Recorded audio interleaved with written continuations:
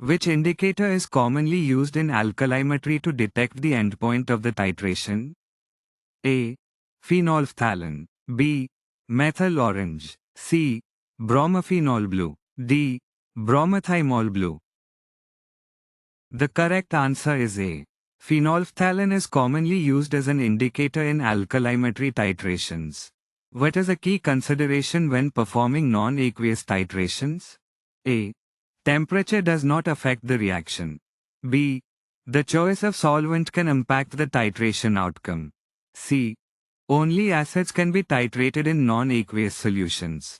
D. No need for titration indicators in non-aqueous systems.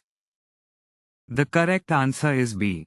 The choice of solvent can significantly impact the outcome of non-aqueous titrations. In non-aqueous titrations, why is it important to use a non-aqueous solvent? To reduce environmental impact, to enhance the solubility of compounds, to prevent hydrolysis of the analyte, to speed up the reaction rate. The correct answer is C.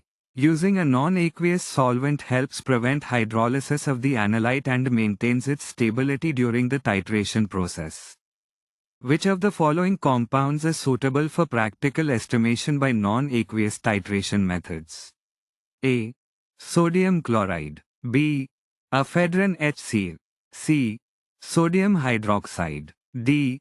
Citric acid. The correct answer is B. Compounds like ephedrine HCl are suitable for practical estimation by non-aqueous titration methods. What role do titration indicators play in non-aqueous titrations? A. They are not needed in non-aqueous titrations. B. Show the color change at the endpoint of the titration. C. Accelerate the reaction rate. D. Stabilize the analyte in the solvent. The correct answer is B. Titration indicators are used to show the color change at the endpoint of the titration in non-aqueous systems. In non-aqueous titration, what is the purpose of using a non-aqueous solvent as the medium for the reaction? A. To increase the solubility of the titrant. B. To ensure accurate measurement of the endpoint. C. To prevent interference from water reactions. D. To promote faster reaction kinetics. The correct answer is C. Using a non-aqueous solvent helps prevent interference from water reactions, which can affect the accuracy of the titration results. Which of the following compounds is commonly estimated by non-aqueous titration methods in pharmaceutical analysis? A. Sodium chloride. B. Acetic acid. C. Acetyl salicylic acid. D. Potassium hydroxide. The correct answer is C. Acetyl salicylic acid is one of the compounds commonly estimated using non-aqueous titration methods in pharmaceutical analysis. What distinguishes practical estimation of compounds like sodium benzoate and ephedrine HCl using non-aqueous titration methods from traditional aqueous titrations? A. Faster reaction times. B. Improved accuracy of endpoint determination. C. Reduced possibility of side reactions. D. Ability to work with poorly water-soluble compounds.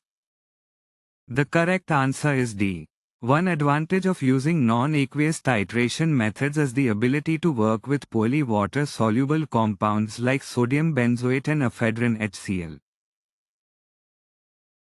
What is the primary purpose of conducting non-aqueous titrations in pharmaceutical analysis? A. To determine the concentration of water in the sample. B. To avoid interference from water in the analysis. C. To increase the solubility of the analyte in the solvent. D. To accelerate the reaction rate of the titration. The correct answer is B. Non-aqueous titrations are performed to prevent interference from water in the analysis, as water can affect the reaction and accuracy of the results. When estimating compounds like sodium benzoate using non-aqueous titration methods, what factor is crucial in selecting the appropriate titrant for the analysis? A. Solubility of the titrant in the solvent. B. Color change at the endpoint of titration. C. Chemical stability of the titrant. D. Cost effectiveness of the titrant. The correct answer is A. The solubility of the titrant in the non-aqueous solvent is a critical factor to consider when selecting the appropriate titrant for the titration of compounds like sodium benzoate. What practical advantage do non-aqueous titration methods provide in the pharmaceutical analysis of compounds like Ephedrine HCl compared to traditional aqueous titrations? A. Faster reaction rates leading to quicker results. B. Higher accuracy due to the absence of water interference. C. Reduced solvent consumption for environmental sustainability. D. Lower cost of equipment and reagents for the analysis. The correct answer is B. Non-aqueous titration methods offer higher accuracy in the analysis of compounds like Ephedrine HCl by avoiding interference from water, which can improve the reliability of the results. What specific factor distinguishes the practical estimation of compounds like sodium benzoate and Ephedrine HCl using non-aqueous titration methods from traditional aqueous titrations? A. Choice of indicators for endpoint detection. B. Increased sensitivity to pH changes in the reaction mixture. C. Compatibility with a wider range of titrants. D. Avoidance of water interference in the analysis. The correct answer is D. The avoidance of water interference in the analysis is a significant factor that distinguishes non-aqueous titration methods when estimating compounds like sodium benzoate and Ephedrine HCl from traditional aqueous titrations. Why is the choice of titration indicators crucial in the titration of sodium benzoate in non-aqueous solvents to detect the endpoint of the titration? A. To ensure a sharp color change at the endpoint. B. To minimize the impact of impurities in the sample. C. To accelerate the reaction rate of the titration. D. To avoid precipitation formation during the titration. The correct answer is A. The choice of titration indicators is crucial in non-aqueous titrations of compounds like sodium benzoate to ensure a sharp and noticeable color change at the endpoint for accurate determination. How does alkalimetry differ from acidometry in terms of their analysis focus in pharmaceutical applications? A. Acidometry focuses on acidic compounds, while alkalimetry focuses on basic compounds. B. Alkalimetry focuses on acidic compounds, while acidometry focuses on basic compounds. C. Alkalimetry measures hydrogen ion concentration, while acidometry measures hydroxide ion concentration. D. Acidometry measures the ability to donate protons, while alkalimetry measures the ability to accept protons. The correct answer is A. In pharmaceutical applications, acidometry is focused on the estimation of acidic compounds, while alkalimetry is concerned with basic compounds, representing different ends of the pH spectrum in the analysis of pharmaceuticals. What is the practical advantage of using non-aqueous titration methods in the pharmaceutical analysis of compounds like Ephedrine HCl compared to traditional aqueous titrations? A. Reduced interference from water. B. Increased color development. C. Enhanced solubility of compounds. D. Improved visibility of endpoints. The correct answer is A. Using non-aqueous titration methods reduces interference from water, leading to more accurate and reliable results.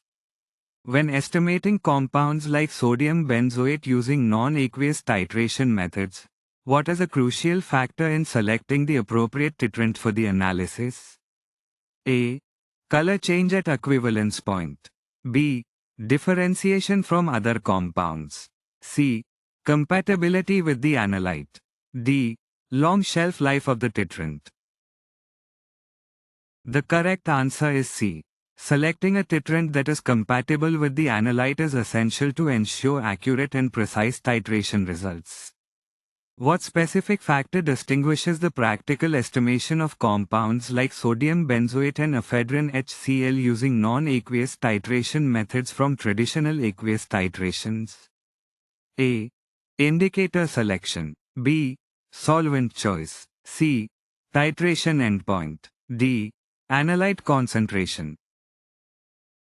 The correct answer is B. The choice of a non-aqueous solvent is a crucial factor that distinguishes the practical estimation of compounds using non-aqueous titration methods. Why is the choice of titration indicators crucial in the titration of sodium benzoate in non-aqueous solvents to detect the endpoint accurately? A. To enhance color change. B. To prevent side reactions. C. To ensure visible endpoint detection. D. To increase accuracy of the titration. The correct answer is C. Choosing the right titration indicator helps in accurately detecting the endpoint of the titration process for sodium benzoate in non-aqueous solvents.